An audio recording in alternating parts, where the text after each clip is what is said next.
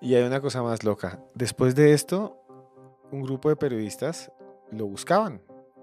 Y alguna gente en Perú pensaba que estaba loco, que el señor se enloqueció.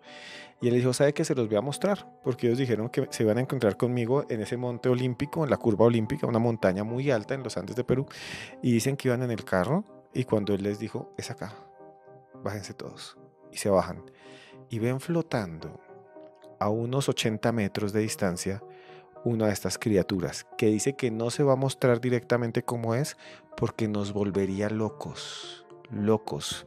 Y lo que sale flotando es como una especie de triángulo con cabeza y les toman estas fotografías que ustedes están viendo. Estas serían fotos de extraterrestres o de alienígenas. ¿Qué piensa usted de esto, Harry? O sea, como que dice, no me creen, vamos a verlo. Y lleva unos periodistas y los periodistas le toman fotos a este extraño ser, un encuentro del cuarto tipo.